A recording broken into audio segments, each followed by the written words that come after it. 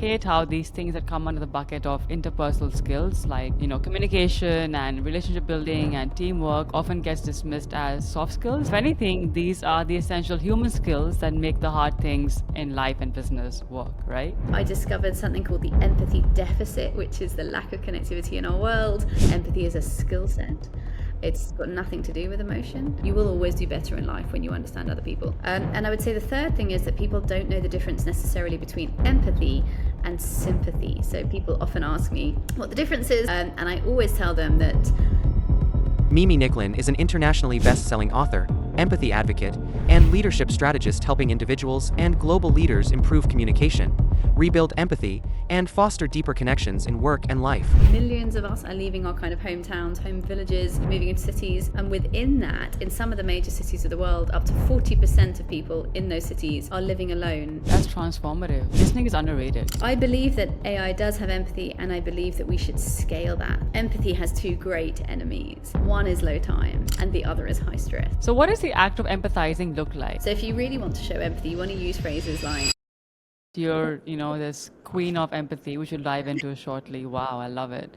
And how was your talk when you had that talk last week? How are all the talks going in the world?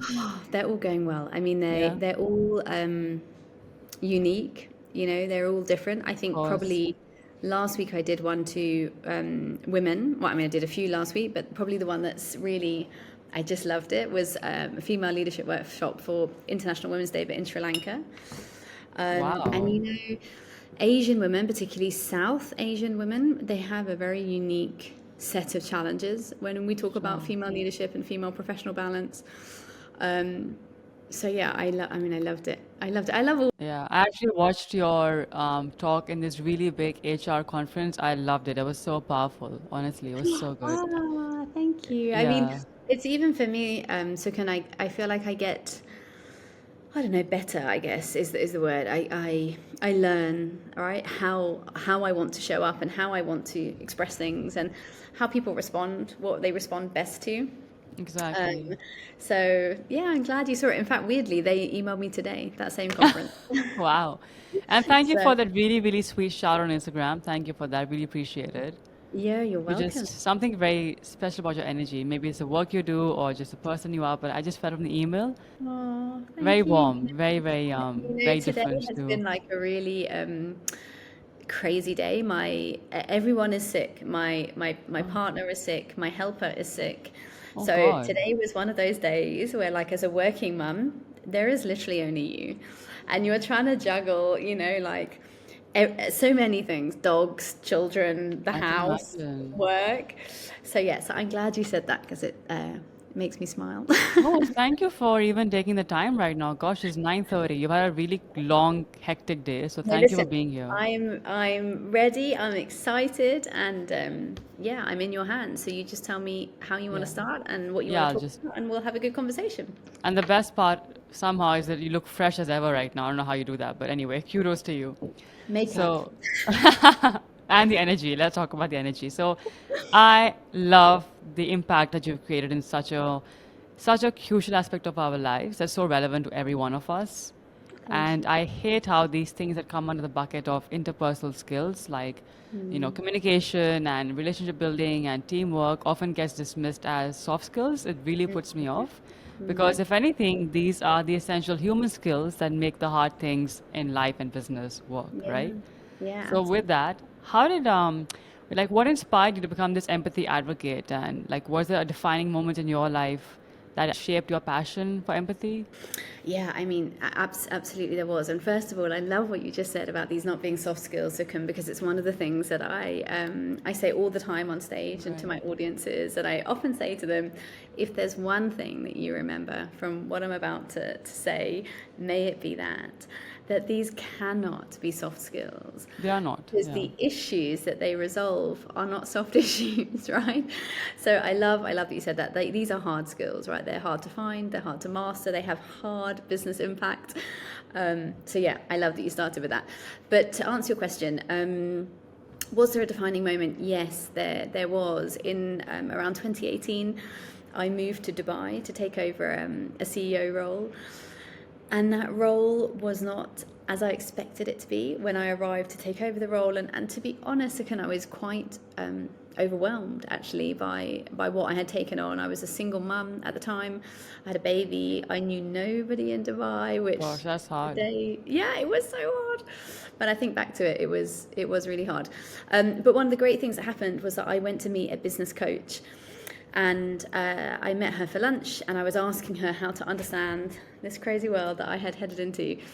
And she asked me a question that fundamentally changed my life, because she was asking me about my leadership. And at the time, I remember I was talking about intuition, being an intuitive leader. And she stopped me and she said, Mimi, is it intuition or is it empathy? And at the time, I definitely didn't think it was empathy. I remember being like, no, it can't be. But it led me to research it. I discovered something called the empathy deficit, which is the lack of connectivity in our world. And fundamentally, it changed the course of my life. It led me to my first podcast, and 85,000 people came. It led me to my first book, which became a bestseller. And since then, That's amazing. Wow. I haven't been able to stop. So, Oh, girl. yes, so there was really a defining moment. And, I often say to people that my purpose found me. I didn't look for it. I didn't search this out. I didn't plan for it. But it found me, and then it became me. Yeah, it was meant to be in a way. Yeah, it was meant to be. So would you say there is a link between empathy and intuition? And inclusion. Intuition. Oh, intuition. Gosh, you're the first person to ask me that, even though I've told that story many times. Yes, I think there probably is, but I don't think it's mandatory. So I think if you don't have very strong intuition, that doesn't mean that you can't be empathetic, because to be empathetic is a skill set, right? This is a skill that's built into our prefrontal cortex in the brain. So to activate the skill, to be an empathetic leader, to use empathy in negotiation, in the corporate world, in a community, does not need intuition. But is there a link? Probably, because I think if you do have quite strong intuition, You want to dive deeper with people, I'm assuming. yes, and you will use your empathy even more, because sometimes I have strong intuition. Sometimes that intuition will lead me to ask something that perhaps somebody else wouldn't have. And people are always saying to me, "How did you know?" And I say, "I don't know. I just had a feeling." So I think that intuition, if you have high levels of intuition, it can lead to even higher levels of empathy. But I don't think it's mandatory. So, what do you think people often mistake about or misunderstand about empathy as a skill? Gosh, so many things. But I would say, first of all, you mentioned it at the beginning, this concept that it's soft in some way, right? That it's a soft skill, or it's a female skill, which the data shows, by the way, it's not. So that there is, I would say that's one misconception, that women have more empathy than men, which is not the case. And there's been research and scientific data that literally looks at the DNA makeup of men versus women and proves that isn't the case. I think also many people think that it is an emotion, and it's not. Empathy is a skill set. Correct. It's got nothing to do with emotion. And I would say the third thing is that people don't know the difference necessarily between empathy and sympathy. So people often ask me what the difference is, and I always tell them that the big difference is that empathy pulls you closer towards someone. It closes the gaps because I understand, right? So if I understand you, there is less distance between us, right? There is more common ground, more understanding. Sympathy, which is also known as pity, is an emotion. It's a feeling. I feel pity for you. I feel sympathy for you, and often drives us apart. Yeah, it's separating that emotion. Yes, Oh, I'm sorry for you. It's very like distancing. Yes, and it's a good emotion. Like I always say to people, it's a nice thing to feel sympathy. It means that you care. But if something bad happens to you, I can give you some flowers and say, "I'm really sorry." Right? And then I can step away. Whereas empathy would be to say, "I want to understand what happened. Let me into your world. Let me understand. Can you tell me how that happened? What's going on now?" So you're closing the gaps. So fundamentally, empathy is a skill set, sympathy is an emotion, but also empathy brings you closer and sympathy pulls you apart. So those would be my top 3 misconceptions.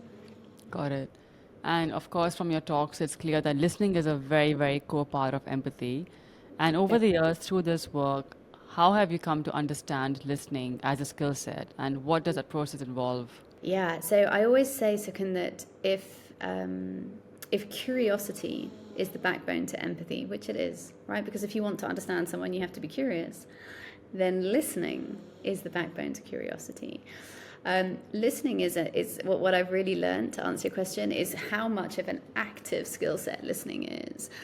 To hear somebody, right? If I pick up my glass and smash it, you and your listeners can hear it, right? It's a passive reality. As long as you don't have a hearing challenge of some form, if a motorbike flies by, we can hear it. It's passive.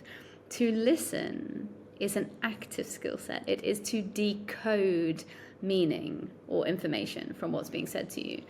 And we don't often know that we're not doing that, right? We think that we're listening, but actually we're only hearing. So listening, again, it's that path to empathy, really. It's the ability to understand what someone else is saying. It's the act of really listening to someone to gain understanding versus to respond. So I often ask people, are you listening to understand or are you listening to reply? And many people, you can see it like go across their face. They're like, oh, you know. And sometimes even just a couple of weeks ago, there was a lady I was in Sri Lanka at a workshop, and she stopped me in my workshop and she said, Mimi, I need to tell you something. I said, sure, go ahead. She said, I just realized I haven't listened to anyone for 48 years. Wow. And of course the room laughed, she laughed, I laughed. And she said, no, but I'm being serious, you know. I just realized I don't listen to my husband. I don't listen to my children. I definitely don't listen to my team. But it wasn't until you sort of taught me about this that I realized. And that happens so often. So often people will, in the audience, whether it's online or in person, say, this is such a simple skill. Theoretically, it is, right, to listen. And yet it's so difficult. Yeah, I think it's just the daily grind of life we've got so caught up in, and the hustle and bustle, and it's just like, very like really surface level exchanges like, hi, how are you? Good, how are you? Thanks. I find that so annoying. I'm like, can we just go deeper and really find out how the person's really doing? It's not a They greeting, right? Hi, how are you? I'm fine, thanks. How are you? Yeah, fine. That's buzz not a off. Bye greeting, bye. right? That's just like a passing sentence. Crazy. So you have quoted Obama when you've spoken about the global empathy deficit. Yes. How have we ended up here? And what's the first step to reversing it, if we can? Oh, we definitely can. How have we ended up here? Lots of reasons, really. So I often talk about globalization is one of them. You know, we are more global than ever before. Urbanization, so many millions of us are leaving our kind of hometowns, home villages, moving into cities. And within that, in some of the major cities of the world, up to 40% of people in those cities are living alone, totally alone. So, single dweller households, as they're known, right? So people are waking up alone, going to work alone, coming home alone, sleeping alone, eating alone, entirely living alone, right? Which is not normal for a pro-social species. So we have a lot of that soul learning.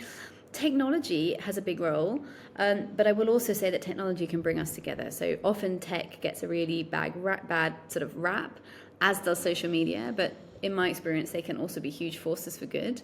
But yes, if we spend my phone's not with me, but if we spend our whole time, on our phones, we do create more disconnection between us. But fundamentally, under all of those sort of, trends around social movement and technology and those types of things, you touched on it actually without even realizing it just now when you talked about our busy lives. Empathy has two great enemies. One is low time and the other is high stress. And if we asked your listeners to put their hands up, do you have not enough time and too much stress? I would bet like 95% are going to say yes, right? Because none of us have enough time, and we're all stressed all the time because we're living under a anxiety reality, basically. So the more stressed we are and the less time we have, the less able and capable we are at listening, at connecting. And that's not only due to choice, it's also due to neuroscience. So when the brain is under that type of pressure, we actually cannot activate the parts of the brain that are responsible for connecting. Right. So the more stressed we are, and we now have, I'm sure you've seen some of this data, but we have 300 million people with depression or anxiety.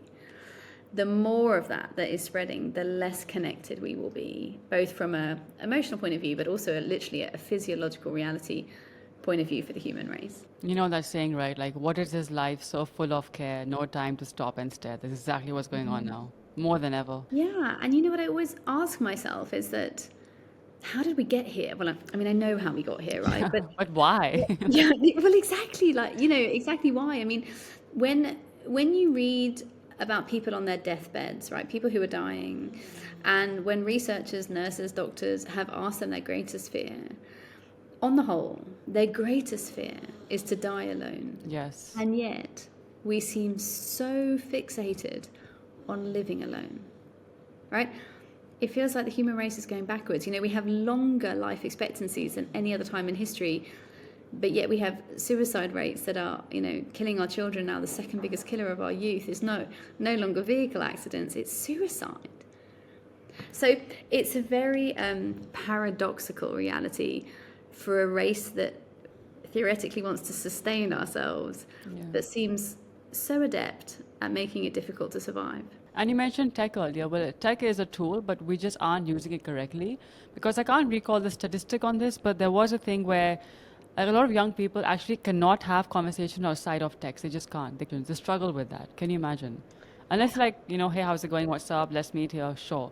When it comes to having face-to-face, they go blank. And this is actually proven by scientists and researchers over and over again. It's a serious problem we're having. We just lost a sense of being communal and community. Especially from many younger generations, right? When I work with my team members who are in their 20s, there's a lot of fear around face-to-face communication. Yeah, they right? fear this. It's like a threat to the brain. Yeah, and if I say, can you please call that client? They're like, yeah, I'll message them. I'm like, no.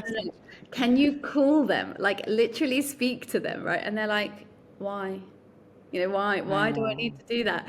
So you're right. I think there's lots of research around it, but there is also just a habit, right? A habit that is putting those platforms in the middle. Yeah, it's become easier to just, avoid conversations, avoid confrontation, avoid talking to people. Because we have tech, so we've just gone the other way completely. And speaking of community, so I was in Marrakesh for a retreat not so long ago, and Moroccans are very communal, right? They're very, very family-oriented. And there was this local there, like this girl from Morocco, Maya, in the group with us. And she was telling me something fascinating. When people die in the neighborhood, everyone in the building opens the doors, like whoever the families die, they actually come and welcome and see, to give condolences. The whole building opens the doors to express condolences and go to the house and see how they're doing. Like, this is unheard of today, like unheard of. We're not like this anymore. We've moved on to more globalized and individual societies. So Morocco is just like, wow. I was so impressed. And there are many examples of that around the world. Still, yes. Still, but the reality is, to your point, and you actually just said, India's moved on. And so many, I guess, developed or developing very fast countries, right? They feel that is progress, right? Like you just said, quite naturally, we've moved on, like we've become more modern. But then as you also just said, you're like, but there is this amazing concept. Right? And you're a very young, modern business leader. And when you heard that story, you were like, isn't that amazing? Yeah, I love that. So there's like a real, again, just paradox between what we think progress is and yet how we respond to some of those more traditional community-driven realities. I see them all the time across Africa, across Asia, Sri Lanka, where all of those practices are still in place. So when people ask me, where are the most empathetic places on earth, whilst we don't have data yet, hopefully I'm going to make it sometime soon, but whilst we don't have data tracking that yet, you can always map it back to collectivist societies. So societies that still maintain that kind of community collectivism have higher levels of empathy than those that don't. Yeah, from that culture comes hospitality, being more service-oriented, caring about people, have they eaten, not eaten. You've been to Bombay for a conference, right? You talked about this sometime. Many, yeah. Or from some company work. So I'm sure they were shoving your throat with food all the time, but please have this. I'm just assuming, but that's how usually things work in this country. India, Sri Lanka, the Arab world. Yes, of course. Wow, yeah. Arabs, yes. Eat, drink. And, last week I was in a meeting in Sri Lanka and we had some lovely hosts, corporate business. And they put food on the table. But the reality was I wasn't actually hungry, right? Because I'd already had my breakfast. But you have to eat it, It's disrespectful. Yes, and because they want to share, Yeah. I really enjoyed it. It was delicious. But it's a social experience, right? Very. That kind of breaking bread together. Exactly And my then, point. the whole meeting stopped, right? Which I don't think would happen in the West. Yeah. So we had two big themes for the meeting. but we ate in the middle. So in the middle, we weren't talking about either of those. We were just talking about the food, talking about life, talking about the cricket, connection, just connection over food. And I think actually, now I've said it, in most cultures, food leads to connection. Yeah, food is In very social. Morocco as It's well. very social. Prehistoric times, right? Just evolutionarily, break bread together by the fire. We've just had that, so Yeah, exactly. instinctively. So many So, traditions. so what does the act of empathizing look like? Like, if someone's sharing a very difficult story they've gone through, or difficult time they've gone through, what language can be used as in line with or aligned with empathy? From a language point of view, what you're looking to do is create opportunities to have open-ended conversation, right? As we said earlier, to listen, to be curious. You want to find out data from people. So if you really want to show empathy, you want to use phrases like, could you tell me more about that? I would like to understand how you got there. Can you tell me your opinion? What do you think the solution to this is, right? So finding ways to get people to open up and share more information, because that's the only way you can create, any level of sustained empathy, is by getting information from them that you can then understand their progress, their experience, their data more smoothly. One of my sort of favorite sentences to teach people is that often when you're in a position of conflict or a difficult scenario, and this is the same with your children as it is in the workplace, right? And you say, what do you think the solution is? And they say, I don't know. I love this. It's from neuroscience. Next time someone says that, say to them, okay, if you did know, what do you think?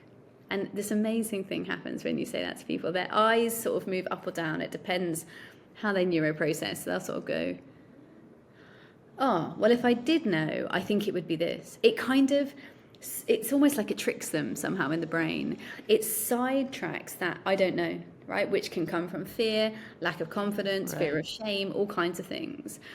And kind of retunes their brain for a minute to say, okay, but if I did know, what would I think? So yeah, some of those sentences are really, really powerful, but also lots of stuff that's non-verbal. So eye contact, smiling, leaning slightly in Yes, towards forward. a conversation, open body language, things that really show subliminal signs of openness and community, right? Communication are really, really, really powerful. So these speak to the process of empathy, like what it looks like to be empathetic with someone. Got it. Yeah, what it looks like, and probably more than anything, what it feels like, right?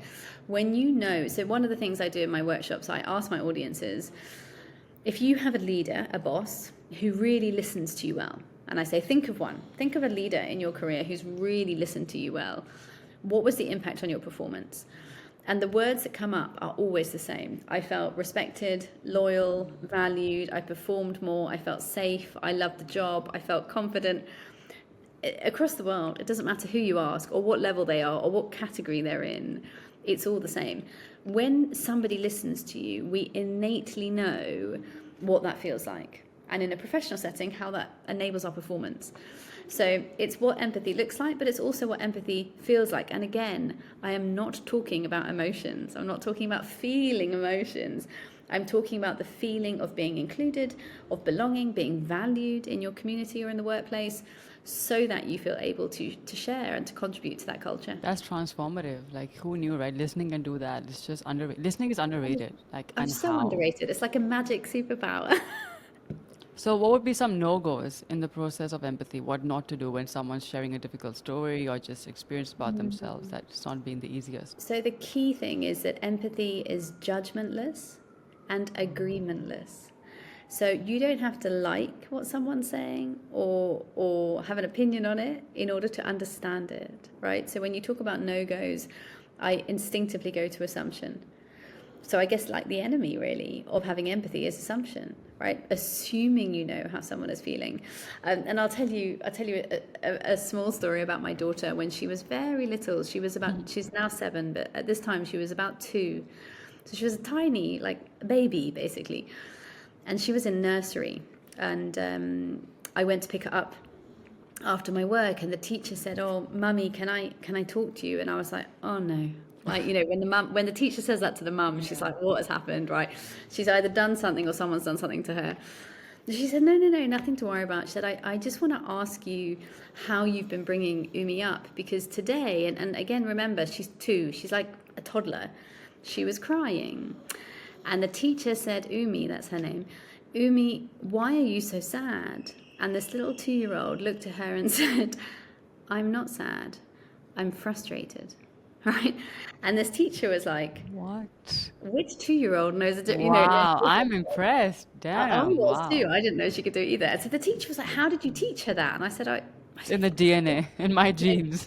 yeah, maybe, but also just in conversation, right? Since she was very small, I guess, for me, very innately, I had been helping her identify There you what go. those emotions are and how they feel. Wow. So I think it's so important because, again, when I ask those audiences, and the reason I ask the question is because after they've given me all those answers, I can tell them, see, I don't even need to do the workshop because you all know. If you listen more as a leader, you know how it feels. You know they're going to perform better, stay loyal, do longer hours, work harder, be more creative, be more innovative because you just told me. So, like you said earlier, it's so underrated. We do know. It's just we forget. We get out of the habit and we always tell people to listen, but we very rarely teach them to listen. So that's part of what I do. Wow, so well said.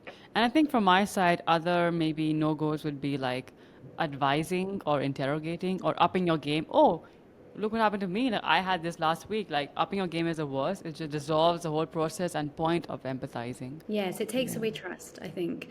If someone says this really sad thing's happened to me and you say, yeah, and an even sadder thing happened to me, right? Yes. It breaks trust because Yeah. it just, they know you're not listening. They're like, okay, fine, a sadder thing happened, tell me what it was, So you're right, that kind of one-upmanship.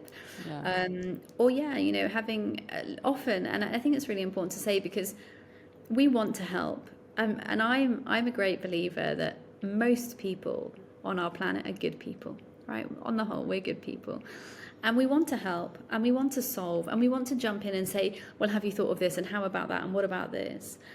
We don't realize that is cutting off the listening process. It's stopping you understanding and it is signing to the other person, you're not really listening. You're more interested in your opinion. But I think it's really important to acknowledge that you're doing that in good intention. You are trying to be a good friend or boss or mum in so doing. So I always remind people the power of acknowledgement over action. Don't think you have to solve it because probably they don't want you to solve it. They just want you to acknowledge it.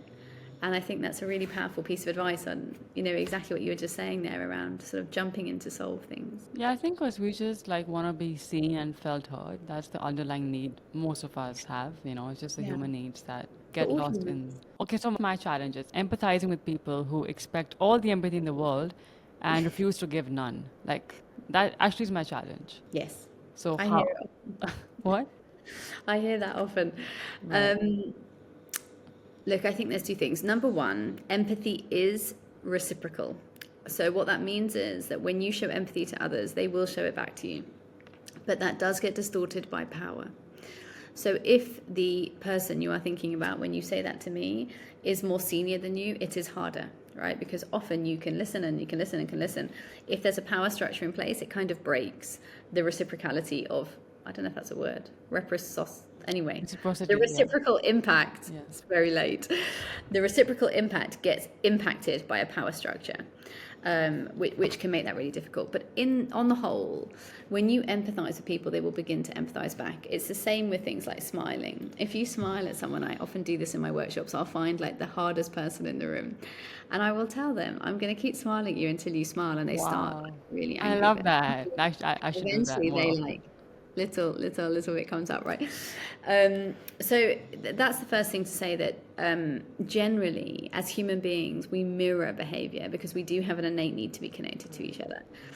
But I also say all the time that if you can't get empathy back from someone, at some point you also have to give up, right? That shouldn't stop you using your empathy, because empathy is a power skill, right? So empathy is going to help you in all areas of your life.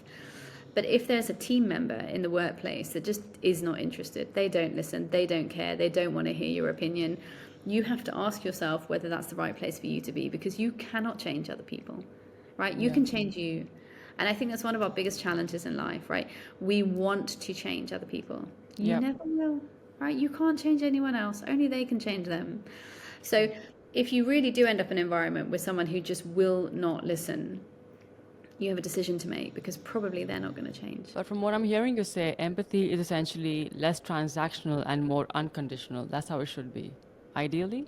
Yes, Like ideally, you yeah. just gotta It's, keep, doing your yes, bit, and if it makes a difference, yeah. it does. If it doesn't, then too bad, they're bad. So, Yeah, and the other day I had a political workshop with a government, and one of the women had a very similar sort of question or statement to the one you just made. And she said, on top of that, she said, all of my career, people, men predominantly, but this is not necessarily about gender, but have told me I'm too soft, I'm too, too interested, I'm too emotional in the workplace.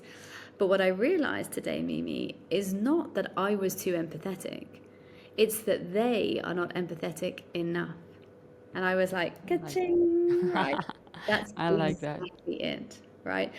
That perhaps you are able to understand and to listen really well. It will always put you in good stead. You will always do better in life when you understand other people. And those people will never reach their full potential. They may already be really senior. They may already be the CEO, but they will never be a CEO of an even bigger business or an even bigger success if they don't know how to relate to other people, because technical skills and power are short term. Human skills, the ability to rally people, to connect with people, are long term. Fair enough. Makes sense. Absolutely. So, for people who don't take this work seriously at all, they think, yeah, it's just a nice to have skill, not like a must have, which it is. What would you say are the benefits or the upside of empathy? Like, how would you incentivize someone to develop the skill of empathy? Like in the workplace, they are endless. There's literally no business indicators that do not improve when empathy goes up. Let's hear it. So Wow. you're going to see productivity go up by about 33%, profits by 22%, efficiency 17%, engagement levels 68%, innovation 48%. I mean, I could probably go on for another hour. I won't. But my point is, the data is endless. When people feel that they're valued, that you're listening to them, that they belong, they do better. They perform better. They work longer hours. They're more innovative, more creative, more strategic. Teams work better. Mistakes decrease. Loyalty goes up. Even NPS, which is Net Promoter Score, which is a well-known score that maps customer experience, basically customer loyalty, improves by over 25% in empathetic Wow. These are all organizations. proven stats? All proven, right? Wow. I tend to use Mercer data, Gallup data. Some of it comes out of Forbes, Harvard.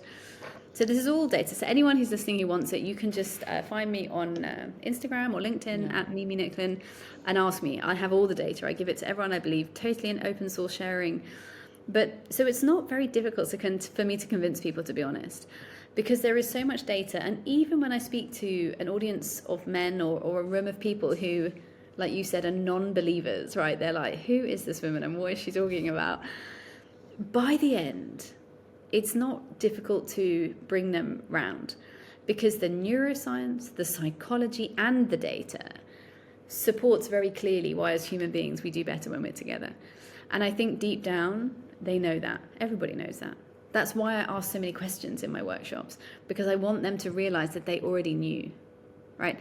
They knew it because it impacted them already at some point in their life. But if this is the case, which it seems to, why are all these skills or initiatives like just a formality under CSR or something that they'll do when they have free time? It's not like something they need to take seriously enough. Do you know Look, why? yes, now, so you will, I mean, the reason I get to do the work I do, the reason I am on a plane every week is because it's changing, right? Is because there is a demand and people are asking me to come and speak and do workshops and masterclasses and all these things, because that is changing. Is it changing fast enough? No, it will take a long time. The reason why, for such a long time, the developed world developed based on capitalism, right? So if you look at, yes, we had an economic crisis in 2008, but fundamentally, for the whole of the last, 30, 40 years, we've been in a growth period, except for a few, moments, lapses. They haven't needed any of these skills. So often I'll hear from very senior leaders, Mimi, I haven't used it until now. Why should I start? Right? And what I always say to them is, the skills that got you here won't get you there. Yep. Because the workforce has changed. The world has changed. So where they were in the 80s and the 90s, where they could just be these power leaders and churn money out and buy cars and houses and all those things, right? The world has changed, and the generations have changed. So lots of my work is in multi-generational leadership. The reality is, for younger generations today, they demand difference, right? They're not in it for the money. They need to get paid. Everybody needs to pay their bills, right? But there's far more to Optionality now. Yeah. yeah, and why people want to work and what they're working for. I can't tell you how many people message me on LinkedIn and say, hey, can I work with you on this mission? I'm totally overqualified, but that's fine. Just pay me whatever you want, right? I just want to be part of it. I just want to do something that resonates with me beyond the churn, beyond the day to day. So I think that the simple answer is, why don't they use it? Because they didn't need to. That doesn't mean they shouldn't have, but they didn't need to. But that's changed. They need to now. But are you finding that leaders are more and more receptive to this work now? CEOs, leaders? Because if we talk about kind of entrepreneurialism for a minute, but my kind of, I don't know, it sounds so awful, organic leads, right? But the organic, you're one of them, right? You invited me to come here because you saw the work and you were like... Resonates, instant resonance with what you do, because right? MySpace, EQ and stuff, yeah. Yeah, so there are more and more and more of those, and now I can spend up to 6 hours a day, this is why I'm so busy, just replying to LinkedIn messages. Wow. Right, 6 hours. And I don't always, so I get behind. So anyone who's listening and I haven't replied, I will, I promise. But I don't want anyone else to reply for me. I don't want a virtual assistant or a human assistant or anybody. Like that's me on there. I want to do it. But yes, for me, that's real proof. The fact that I'm so busy with my work is proof that it's changing. And it wasn't like that 5 years ago. I used to feel that I was broadcasting to a black hole and nobody was reading anything, and probably they weren't. But today, on our best weeks on LinkedIn, we'll reach about 130,000 people organically in a week. And I haven't really changed. I'm probably the most consistent, I don't know, content creator, thought leader, whatever you want to call me, out there. You could scroll for like 2 hours on my Instagram and it never is going to change, right? I am exactly who I am. There are not two versions of me. There's not personal life version and professional life version. There's just this, right? This is just who I am. So I haven't fundamentally changed, but the increase in engagement and that impact has gone up so much that yes, there must be more interest because the world is changing. And I think when you look at what's going on in the USA, and I don't have an opinion on politics, but you just look at what's happening there, and this need is going to continue to increase because people don't know how to reconnect back to their societies. We have 52% of the world is lonely. It's one of our biggest killers today is loneliness. So the more that this propagates, the more people will come back to, how do I connect? How do I communicate? How do I give feedback? How do I use emotional intelligence in the working world and in our lives as well? Well said. Honestly, hit the nail on the head over there. So how can leaders balance empathy with making tough decisions like layoffs, downsizing, restructuring? All of those decisions are made better with empathy. To be empathetic doesn't mean not doing the hard stuff. Often, especially because I am so empathetic as a person, that's the hardest part of empathy, right? Is that I have, had to make redundancies and I've had to move people out their roles. And there's been some occasions that have been, I'll never forget them, really hard. People that have been very good friends of mine that I then have to move out of a role. Very highly emotionally charged meetings, right? Because we're also friends or we're very close. But to be able to do that with empathy can only make it better. So for example, if you're working in a global organization and the instruction comes down, you need to cut your headcount by 30%, you have no choice. You're the leader of that business and you have to get rid of 30% of your headcount, your people, right? Real people with lives and families and pets. But to do that with empathy is always the better choice, right? To say, listen, I can't keep your role, but how else can I help you? Can I help you redo your CV? Who can I introduce you to? Right. Can I keep your health insurance live for an extra 2 months while you're job hunting? All of these types of things, right? What is it that person needs to be able to move through a really difficult time with as much understanding and support as possible? So when you look at all those horror stories from the big tech companies in America that are doing these mass layoffs of 4 a.m. emails and SMSs and stuff, fundamentally, we all work in the corporate world. We understand, right? We understand that sometimes there's layoffs or redundancies, or if the company's not making any money, they have to move people out. We're not stupid, right? We're professionals. How that is done is what creates the angst, the fear, the anxiety. And when you speak to people who have been made redundant multiple times, and there's many of them, and that's not because they're bad performers, they might be brilliant performers, they've just been in the wrong place Timing, yeah. multiple times, they can tell you the difference between kind of a good redundancy and a bad one. And the difference is always their leadership. It's not the package. And nobody remembers whether they got 3 months of salary or 4, right? A few years later, they don't remember that. What they remember is how it felt, how they went through that, how much notice they were given, when they went home that night, did they feel like the entire base of their world has collapsed and they have completely lost? Or did they feel like, that's rubbish, but okay, what's next? So I think empathy really comes into its own when you have to make tough decisions. The FBI use empathy in hostage negotiations. The US Army put it in all of their handbooks for soldiers going to war. In the most tough, edgy, difficult, violent situations, these organizations are teaching empathy. So empathy as a skill set almost does better in those tough discussions and realities than it does elsewhere. That is so powerful. Yeah, I heard about the 5-step process, or the 5 steps for the FBI's For the empathy FBI. map. It's insane. Wow, it's Yeah, very yeah, it's powerful. amazing, right? It's called the Behavioral Change Stairway. And fundamentally, what it says is that you can never in life create any sustainable behavioral change in human beings if you don't start with listening. So those 5 steps, the first one is to listen.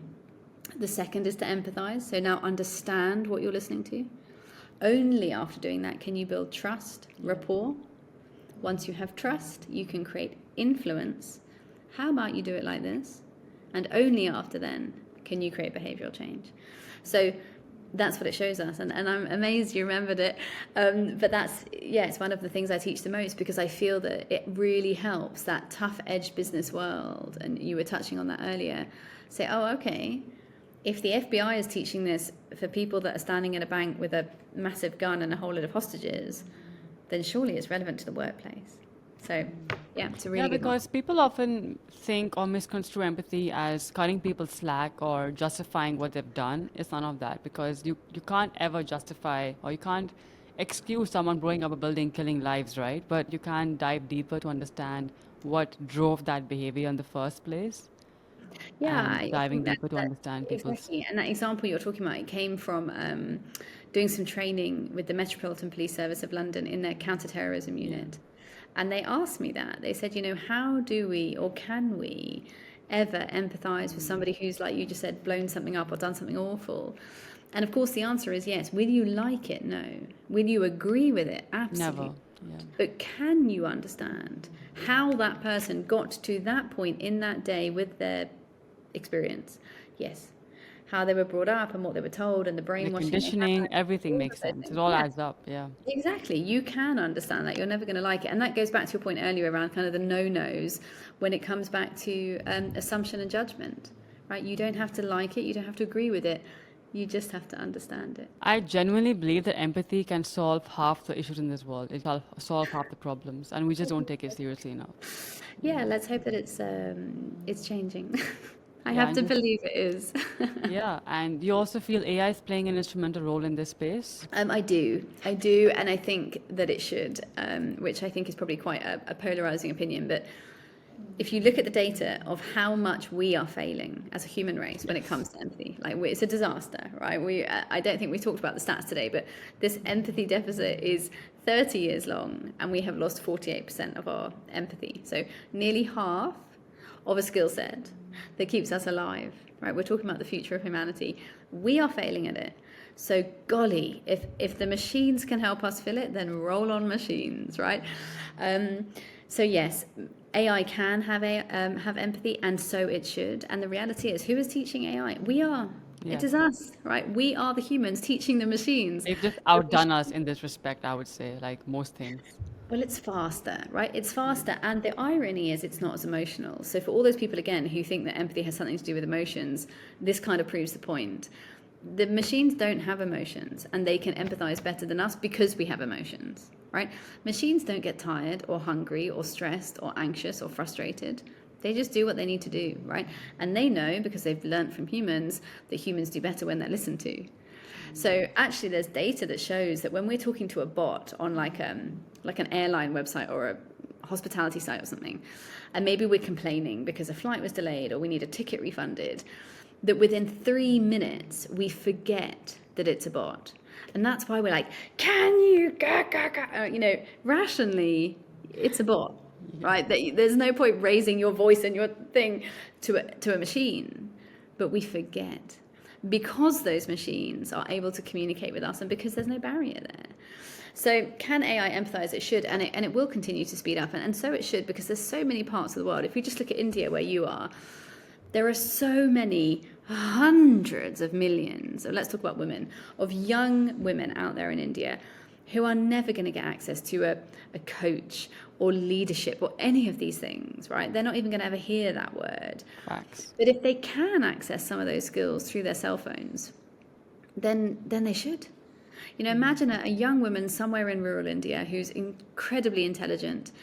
Her parents grew up in villages, maybe they were farmers. They can't give her a huge amount of life advice or direction because they haven't seen the world, because they've been living in their world. She wants more, but she doesn't know how to do it. She comes home from school every day thinking, can I be a doctor? Can I do that? All of those things she's asking. Is it okay for a woman? Can I leave my village? How would I afford it? Are there grants? I don't know. What even is a grant? If she could be asking that to a virtual coach or a virtual, career consultant on her phone at night, where her mum and dad and her aunties can't help her, we can change her life. So true. So I believe that AI does have empathy, and I believe that we should scale that because it will be for the good of everyone. Maybe learn from AI right now. I know we taught AI, but just to learn back in terms of what we missed and forgotten about. Yeah, exactly. Wow. There's such power in the work you do. Honestly, I'm just such a huge admirer of everything that you are, you stand for, and what you're doing in the world.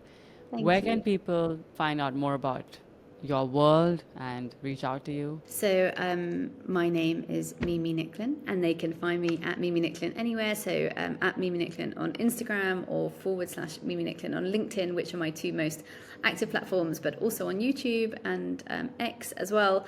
And you can find my website, www.empathyeverywhere.co, because that's fundamentally what I'm trying to do, create more empathy everywhere. You'll also find my podcast over on Spotify if you check my name. Amazing. And to me, you are the perfect embodiment of an epic being. But how would you describe an epic being? What does that mean to you? Oh, I had to think about this, because when you first wrote to me and said, I think I even said this to you, right? You said, I have a show that interviews epic beings. And I was like, well, I'm not epic. So I'm not sure I can be on. Self-compassion, self-empathy. How would I describe an epic being? I think for me, an epic being is someone that knows what their purpose is and then sticks with it and lives by that. And that is actually quite a hard thing to do, to know, maybe you want to be an Olympic swimmer, or you want to climb a mountain, or you want to create empathy in the world, or you want to, empower young women in India, whatever it is that you want to do, to know what that purpose is and then to live in it. That's pretty epic. 100%. Couldn't have said that better. So well said. Thank you, Mimi, for your beautiful insights on this really relevant topic, and thank you for being here today. And so much to learn from you. No, likewise, both ways. I think we all have so much to learn from each other. And I really value the opportunity to have this conversation. I believe that the more the world talks about empathy, the more empathy the world will have. So every conversation is one step closer to that. So thank you for having me. Absolutely.